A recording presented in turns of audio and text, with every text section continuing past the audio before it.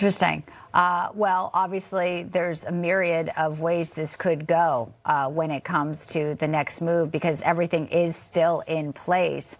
Iran obviously fractured. That was the other part of President Trump's Truth Social today. Mehek talking about the hardliners versus the moderates.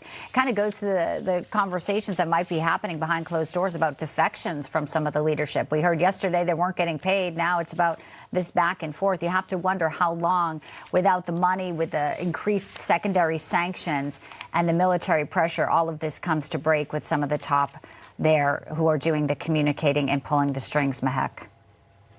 Bianca, you're right. I think the American people would love to know who's actually in charge of Iran, and so would Iranians, because nobody is actually able to give us a unified front in terms of a negotiation moving forward. This is exactly why President Trump, through his permission only, he allowed for an extension and for Iran to come to the drawing board, figure out what parts they're going to actually negotiate and work on in good faith or not. I think President Trump has all the leverage. He has Iran cornered. Their backs are against the wall. So they literally are asking through Pakistan for permission. There is no main leader, because otherwise he would be on national television in Iran right now saying that they're winning. And this is why they were striking small ships in the Strait of Hormuz, because they're trying to test America.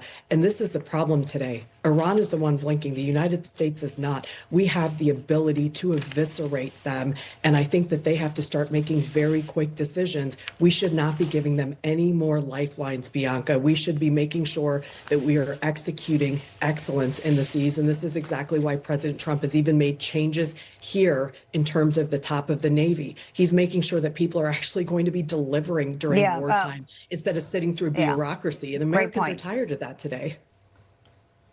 That was actually my next question, and you led us right there. U.S. Navy Secretary John Phelan is out. He's been replaced by Hung Kao, who will take over right there. So we know that there was some friction, apparently, Mike, and they thought Phelan was going around Secretary of War Pete Hegseth.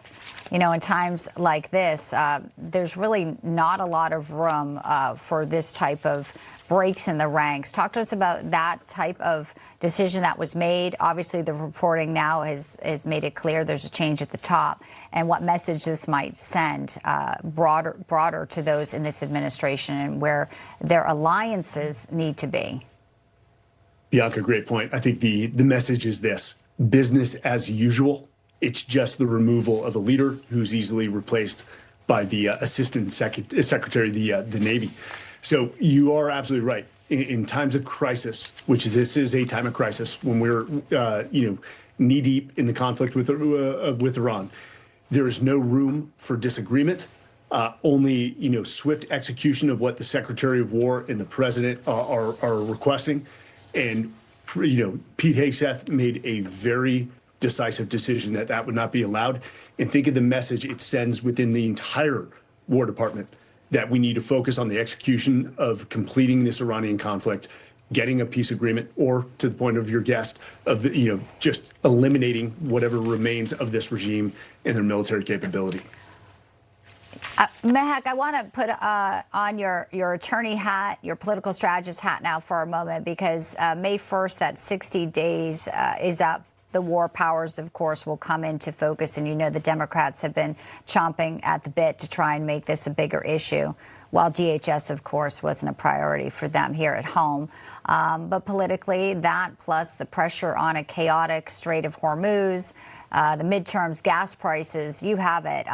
There's also some timelines. While the president says there is no timelines, there are things, of course, I'm sure marked on the calendar that they are very clearly aware of. Well, Bianca, this is very easy. Leader Thune needs to find a backbone, and this may be the time for him to actually use the filibuster as a way, if the May 1st deadline approaches and president has to go and get authority and we can't work around it legally, for Thune to actually get Democrats on board. We've already seen Senator Fetterman saying that he supports the president and what he's doing in Iran. So this is a very easy fix. Everybody in Washington wants to freak out. I want them to start looking forward and delivering results for the American people.